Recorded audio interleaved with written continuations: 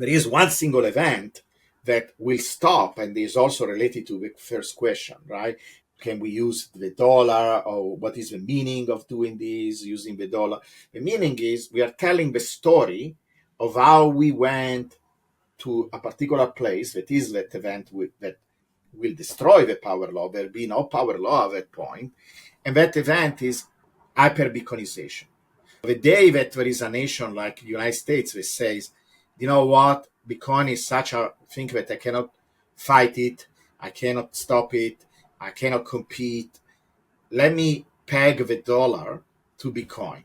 Then the story, these graphs and this entire idea and theory, it's over, because we are going to another chapter of the book, that is basically when everybody's going to use Bitcoin. And so $1 will be some multiple, some fraction of Bitcoin, right? There will be a stable relationship between the two. There is no change anymore, right? Because it's pegged. That is exactly what peg means. And probably at that point, people use all the time this word game theory.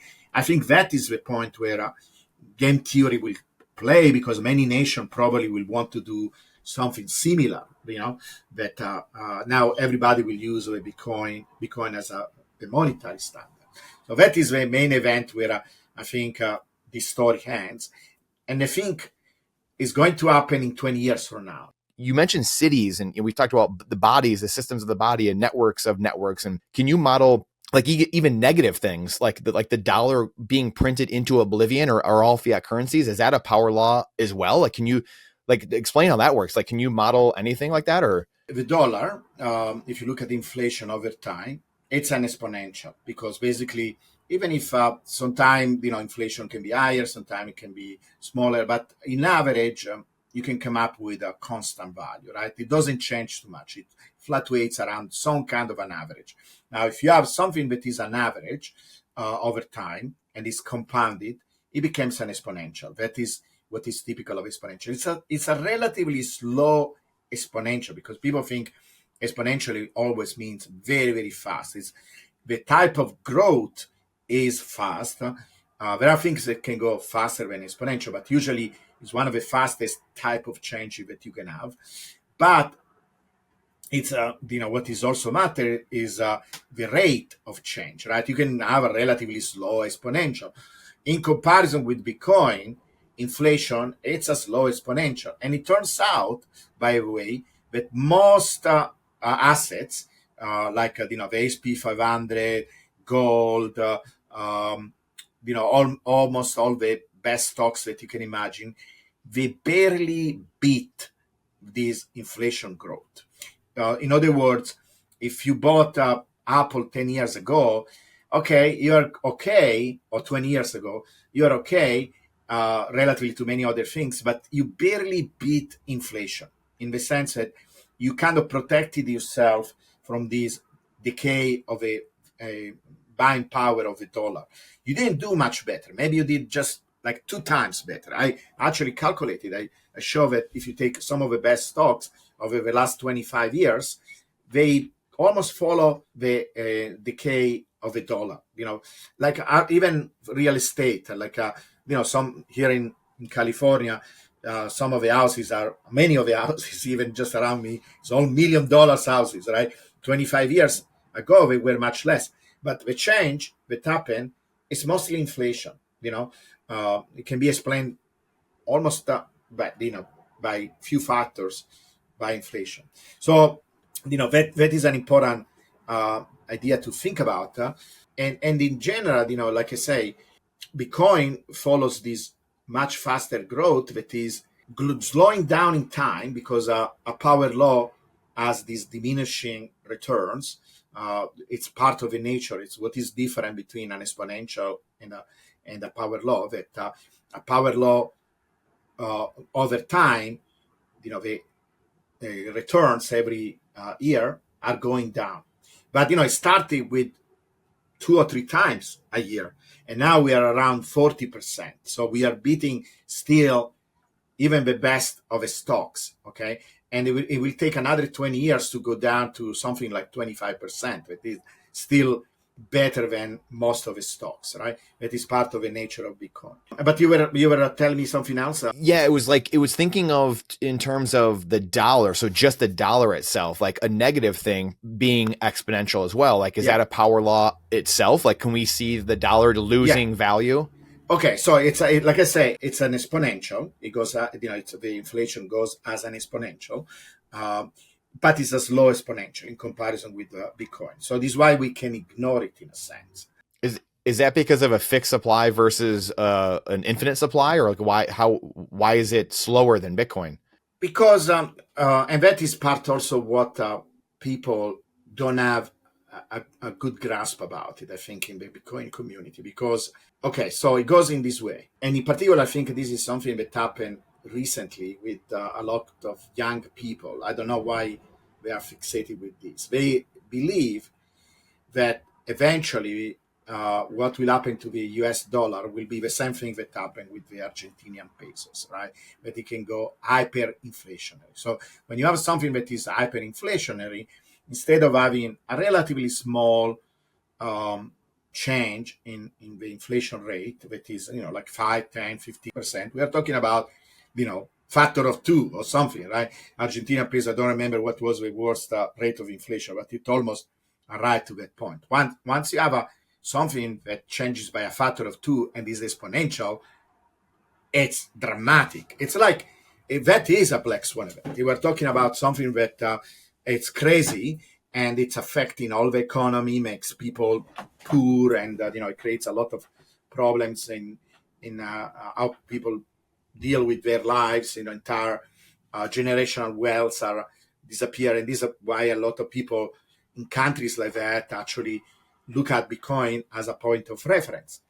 The dollars will not do that. That is also, it's not an integral part of the vision and the framework that Power Law give us, but I will say it's part of a worldview, right?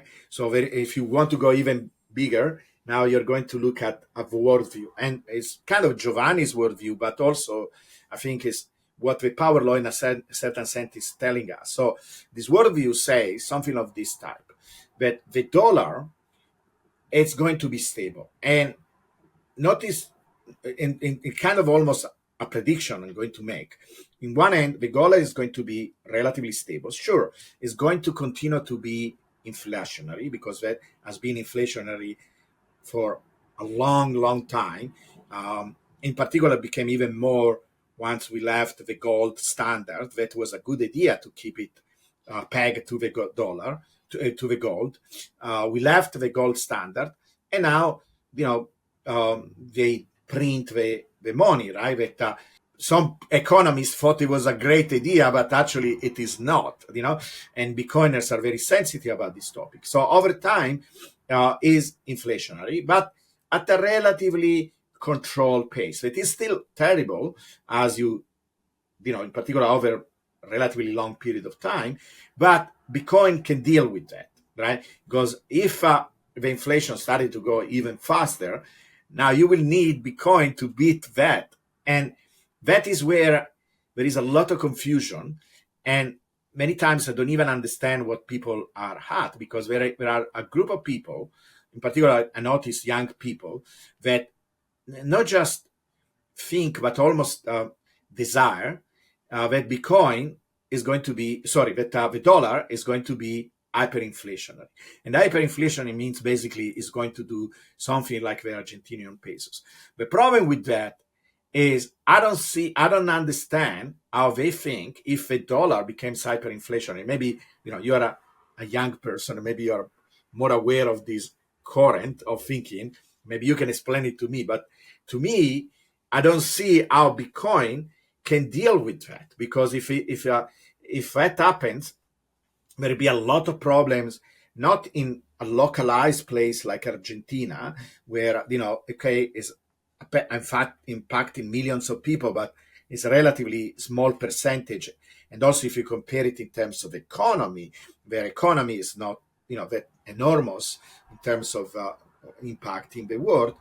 We are talking about a currency that is used as a reserve, as a way of trading in all over the world. So the entire world will be impacted. The entire world will suffer whatever happens to the dollar. And there will be not really an equivalent, because I'm sure many other currencies, because we are not, the world is so interconnected, it's so global, that if you affect something somewhere, in particular something huge like the US economy, that is the largest economy in the world. And not just that, it's connected with all the other economies, in the sense that many countries own dollars, for example, as reserves. All of a sudden, the entire world will be impacted. Why do you think people will jump and start to buy Bitcoin? I don't think so, because we will have serious problem in buying food and buying, stuff that they need.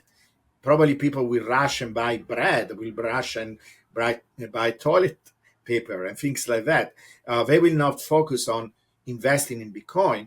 And if they use the dollar that is not, valued anymore, that is losing quickly or even suddenly value, they cannot buy a lot of Bitcoin because it's, yes, the price of Bitcoin maybe will change drastically, because now will be valued in a currency that is losing value, and it probably will even break the power law, but it will be meaningless. It will not be the good event that people think, like the price is exploding. It's exploding relatively to something that has lost value. So you both want the dollar to do exactly what has done in all this time, that is inflationary, because we want to get away of that system, and the fact that it's inflationary motivates people to actually get into the Bitcoin network is the response to that.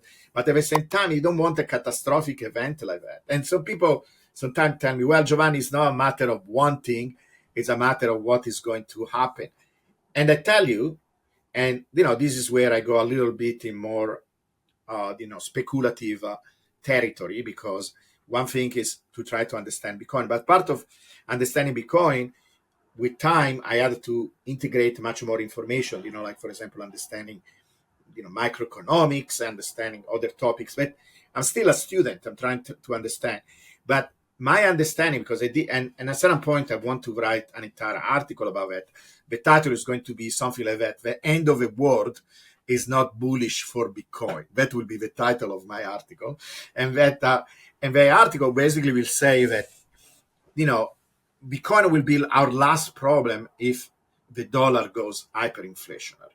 That the impact will be so big that, I think almost there will be things like civil war, or maybe even nuclear war, because, part of a